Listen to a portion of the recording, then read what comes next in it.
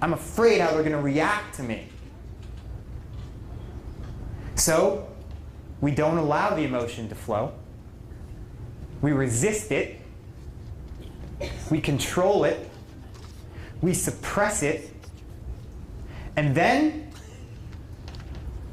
we express it irresponsibly. And we hurt ourselves in the process. So, it's this amazing quote on holding on to anger that I just came across a few weeks ago, so I thought I'd stick it into this presentation. Holding on to anger is like grasping a hot coal with the intent of throwing it at someone else. You are the one getting burned. Buddha. I mean, he knows what he's talking about. Let's picture that for a second. Holding on to anger. So picture anger in the form of a burning hot coal. Who in this room wants to hold a burning hot coal? Good answer. Doesn't feel very good, does it? So, when we're not expressing anger, when we're not allowing anger to flow through us responsibly, we're holding on to the burning hot coal, and we're getting burned. How can we express anger responsibly? Well, some techniques that I picked up along the way were locking yourself in your car and screaming at the top of your lungs. Screaming into a pillow. Taking some form of foam bat and beating your pillow. Another technique that some people like to use, it doesn't work for me, but it can work for some, is put yourself on your bed and let your body just go into a spasm. For me, I need to be moving, so my spasm is like taking things and throwing it. So I'll take like a foam ball and I'll just whip it against the wall. Sometimes it comes back and hits me in the face, but that's all part of the fun. Expressing our anger responsibly. Anger releasing. I'll give you a quick story and then we'll get into this analogy that I want to show you. I'm a golfer. I've been golfing since I was 13 years old. 13 years of golf. Half my age I've been golfing. So one would think I'm supposed to be a good golfer, right? Sometimes, and sometimes not. Last year I'm golfing with my parents. And this is actually right around the time where I started to really embody these principles, these anger-releasing techniques in my life. So a big thing for me is always to be a walking example of everything that I try to inspire and empower in other people. Authentic. One of my favorite Gandhi quotes is, "My life is my teaching." My life is my teaching for everybody in all that I do. So I'm out on the golf course, and I'm with my mom, who, bless her, she's an unbelievable woman. I love her so much, and she is an expert at pushing my buttons. Now this session's being videoed, so she's going to be able to watch this, and I'm okay with that. No, always. So she pushes my buttons, and I push her buttons. It's a mutual relationship. We go back and forth. But gosh, we learn so much from each other. Confirmation. Thank you. So we're out on the golf course, and my first shot, I don't know if any of you know what golfing is about, but I sliced it. So what that means is that it wasn't a good shot. And I'm like on the fairway of the other hole. And my mom's like, "Wow, I thought you were a good golfer." She probably said it in a nicer way, but for the sake of the story, I'm just going to say it that way. And I'm getting frustrated. Next shot, not a great one. By the time we're on the third hole, I'm playing a pretty crappy round of golf. And I recognized that I was holding on to this anger that I was feeling. I was feeling really angry. And I'm like, hey, Michael, it's time to practice what you preach. Okay. Well, if I'm feeling angry, then right now, I need to express this anger in a responsible way, which isn't going to harm other people. Because I'll tell you, when I was younger, what I would do is I would hold that anger for the entire round of golf, and by hole 16 and 17, I would flip out. My golf clubs would not be in my bag by the end of my round. I would be swearing at the top of my lungs, and everybody's like, shh, Michael, you can't do that on a golf course. That's not right. I'm like, the hell with all of you. I'm going crazy. Woo. Sorry, got a little excited there. Because I held that anger in, because I suppressed it. This time, I decided not to do that. So I went over before the next tee, and I saw there was a dead branch on the ground. So it's not alive, not harming trees, okay? And I go over, to make sure nobody's watching, and I take my club, and I swing it 3 times very aggressively at this dead branch, knowing very well that this might hurt my club, but I'm okay with that, because I need to get rid of this anger. And I also did a little when I was doing it too. I find vocally activating yourself as you're swinging at a pillow with a foam bat, that really helps as well. 3 times, that's it. Instantly gone. I didn't know my dad was watching.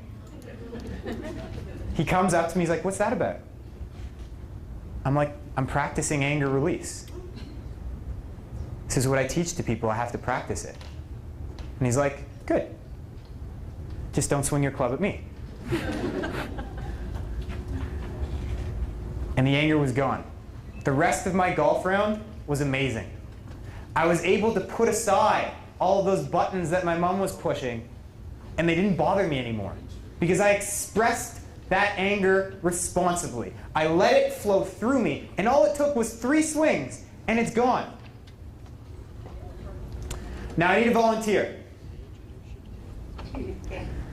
Someone who has full shoes, not sandals. Come on, don't make me pick. Okay, sir, come on up. Give him a round of applause.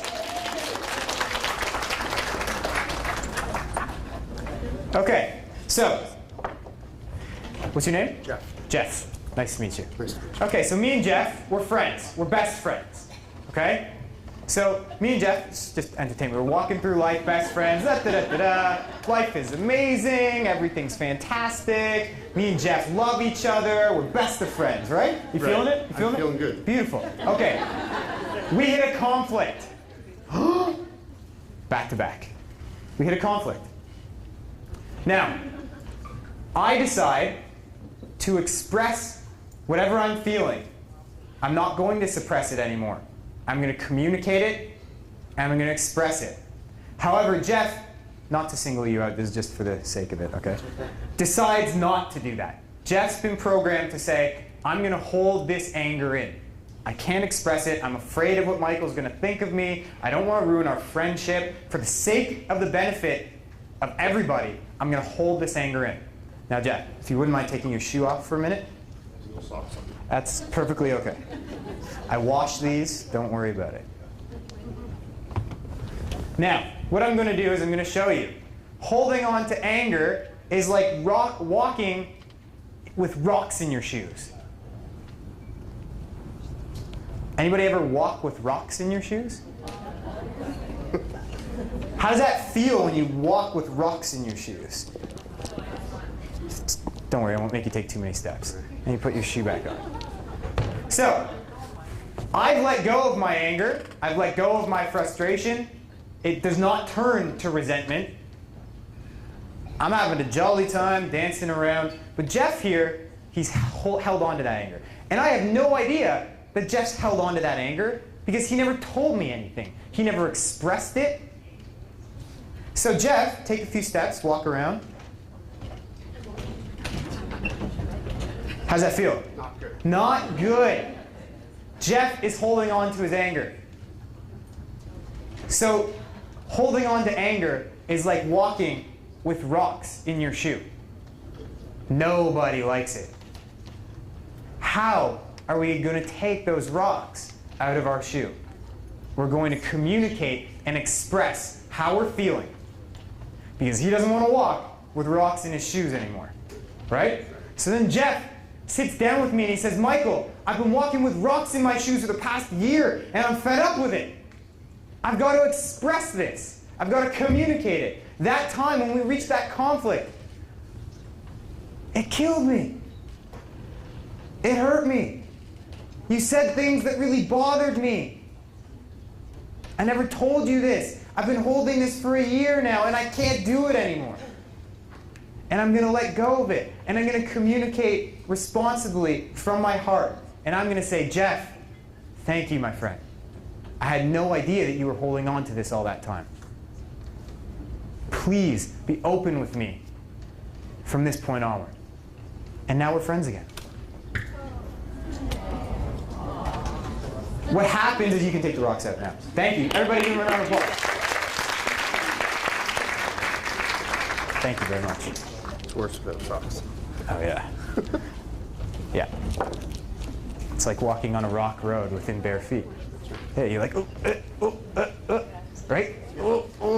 That's how we're walking when we're holding on to anger. Oh, no. What happens? That turns to resentment. Then it turns to guilt and shame.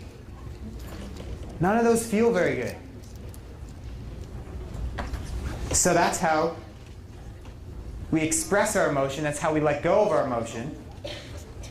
Because for the sake of Jeff's feet, we don't want to be walking on rocks for the rest of our lives. So I'm going to show you a little video right here. And as I mentioned, the natural flow of emotion in a child under the age of 3 is that they can go from happy to sad and vice versa in under a minute sometimes. Because they're allowing that emotion to flow through them naturally. And don't worry, I know it's break time. We're coming up to it in about 5 minutes. Okay, so enjoy the video. Good now. Will, you know what you're doing.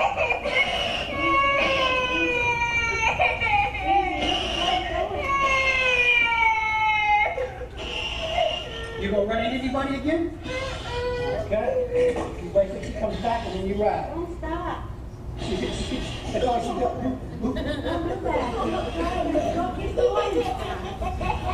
Are you laughing at Lena? Are you laughing at her?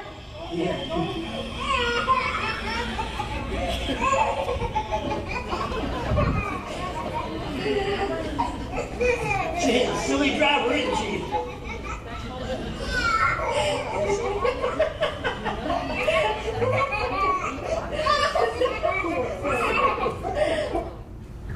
Wonderful, isn't it? Wonderful. That is emotion being expressed. But I have a point. Yes. For kids, it's very easy to do that because they are not mature with their thoughts and experiences. But for adults, doing this could be very hard Why is it hard for adults? because we are structured. Like Okay. What else? Socially not acceptable. Socially not acceptable to laugh and cry. Okay. What else? It's not that easy. I know it's not easy. I'm not up here to tell you that everything that I'm talking about is easy. That's not what I'm saying. It's taken me 6.5 years to get to this point where I'm not only comfortable enough with my own walking the talk of all this, but now being able to share that with you. Okay? I'm trying to ignite a spark. In this presentation, I'm trying to ignite a spark. And then what I want you to do is take that spark and turn it into that eternal flame. Why wouldn't you shout that sort of thing? Why have a tendency to do that? To cry and laugh? Yeah, like Beautiful. or just be upset about something and next moment I'm like laughing or dancing. Okay. I find that it offends other people. Okay. And now I'll tell you this. The reason why it offends other people is because they're uncomfortable with the way that they're expressing it themselves. So what's happening is you're mirroring something in them that they aren't comfortable with about themselves. It has absolutely nothing to do with you. They're taking it personally themselves. And is it our responsibility for other people? Is it our responsibility to know how they're going to express their own issues? Do we want to take on the issues of those around us? Or do we have enough ourselves? Right? So if we have enough ourselves, if we start practicing this ourselves, yeah, you know what? It's going to stir some things up in people around you because they're uncomfortable with it too. But the beautiful thing is, the more you practice it, the more it becomes a part of your life, your relationships are going to change. The people around you, they're going to change because they're going to see what you're doing in your life. And it's going to inspire them because they've been holding that emotion in for the past somewhat, however many years we are in this room. Okay? They've been holding it in as well. And they've been waiting. They've been waiting for somebody to do something differently. And at first it's going to be uncomfortable. Why? Because we condition ourselves to be afraid of change. But what if change is the only thing constant in life? I know it's scary. But what if change is the only thing constant in life? What if I told you that the person that walked into this room today is going to be a completely different person walking out of this room? What if I told you as soon as I say one word, my whole body has changed. Everything in me has changed. We're constantly changing, constantly evolving. If we are resisting change, we're not allowing that evolution to happen. Yes, it's uncomfortable. I feel for you. I really do, because I've been there. But it gets better. The more you practice this, the more you experience this, the easier it gets. And it's not going to be easy because those people around you might try and kick you. And that's a whole other seminar. Get my business cards after, we'll talk more about that. Sir? Yeah, I think it goes back to what you were saying about emotion being energy plus motion.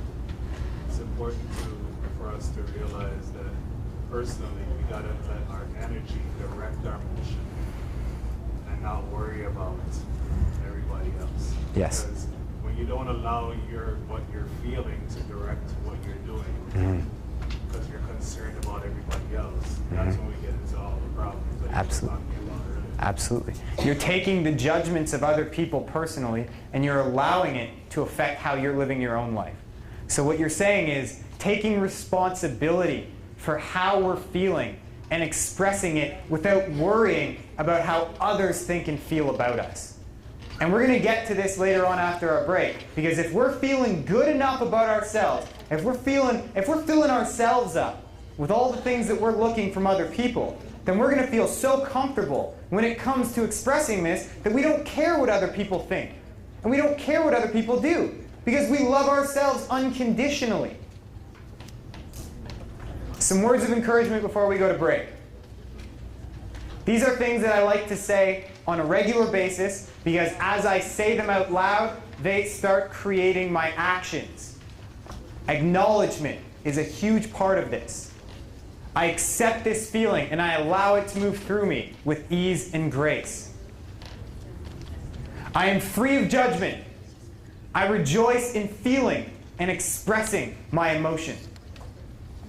I love all my emotions, and my emotions love me. I accept and embrace this feeling and will grow from this experience. Use those quotes. Develop your own affirmations that allow you to start expressing your emotion more freely, free of judgment of others, and most importantly, free of judgment of yourself. We're going to take a little bit of a break. I know you have a question.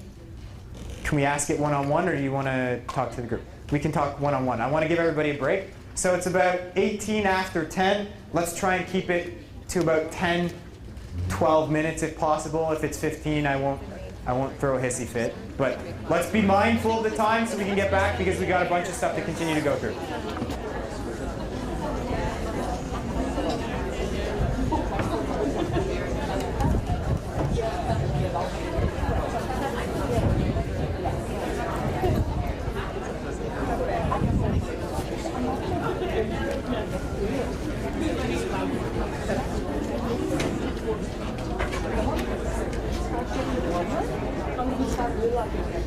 Okay, and for those of you back in the room, we'll just allow everybody to come trickle in as we get into it, but I want to make sure that for those who have been back on time, that we move forward with this. How's everybody feeling? Okay. I heard wonderful, I've had my coffee. What else do we got? Cold still, eh? All right. We'll get into the big group hug in a bit.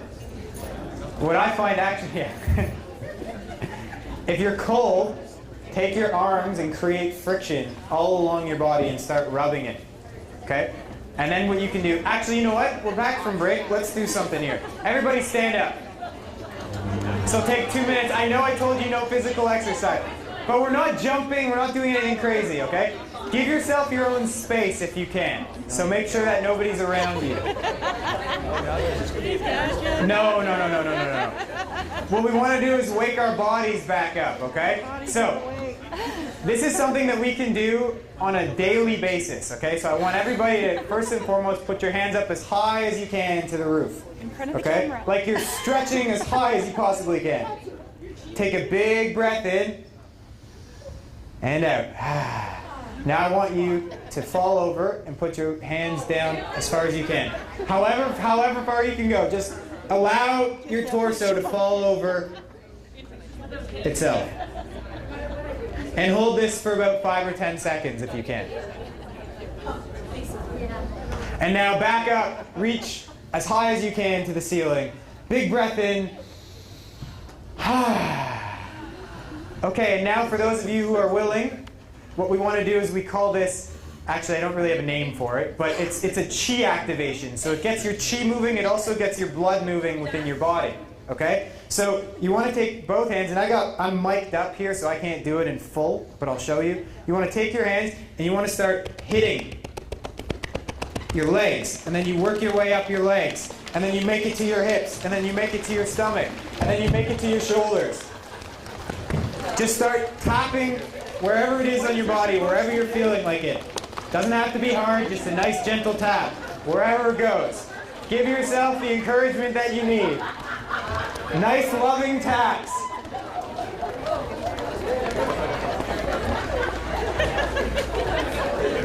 And now you can end. Are we alive? All right.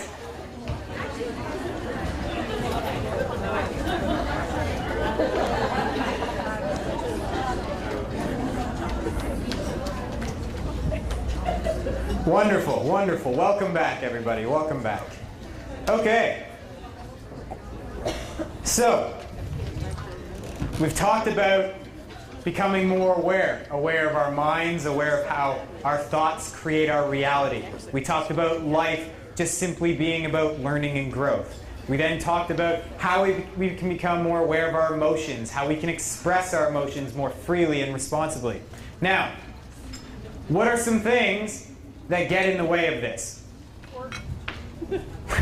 Work? Bosses. What was that? Bosses.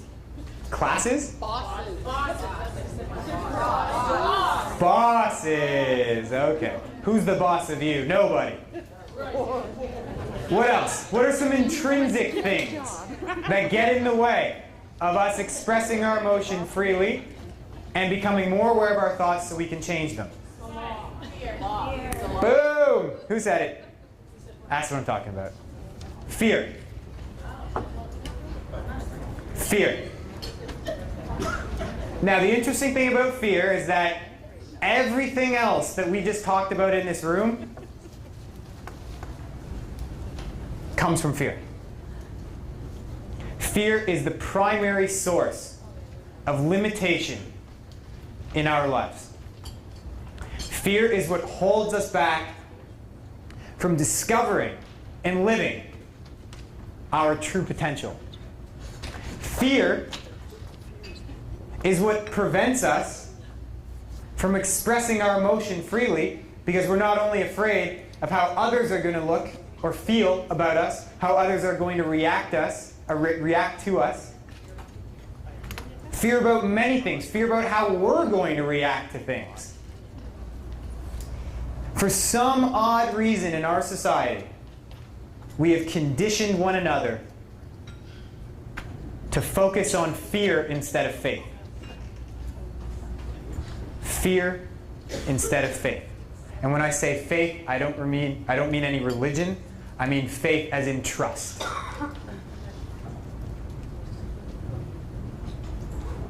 What is fear? Throw it at me without looking at the screen. What is fear? Pardon me? Self-doubt. Good. What else is fear? Lack of confidence. Lack of confidence. What else is fear? Pardon me?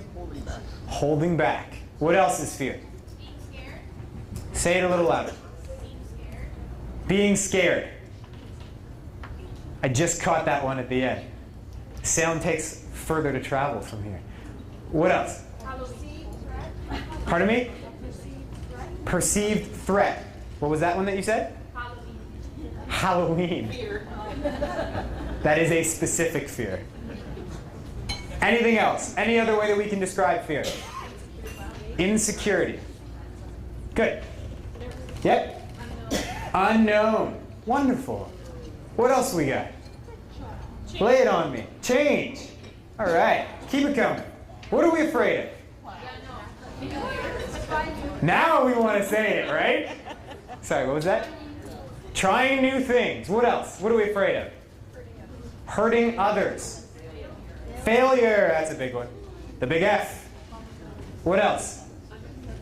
Unacceptance of ourselves and from others. Bless you. What else we got? Making mistakes. What other fears do we have? Looking silly. I look silly all the time. And I love it. What else? What else we got? Throw it on me. No holds barred. Any other fears? Rejection. Not having enough. Feeling vulnerable. I'm so glad we're videotaping this. What else? Losing. Opening up. This is amazing. What else we got? Isolation. What are some other fears? Pardon me?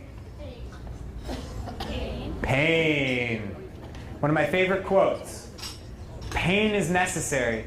Suffering is optional. No pain, no gain.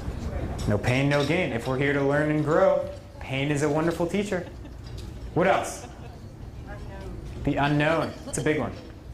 Fear of success. Fear of success. Fear of fear itself.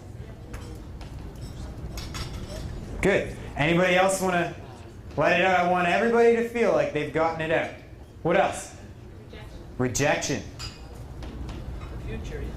The future, which is also the unknown. Good. If we got more, don't worry. We've got an exercise coming up.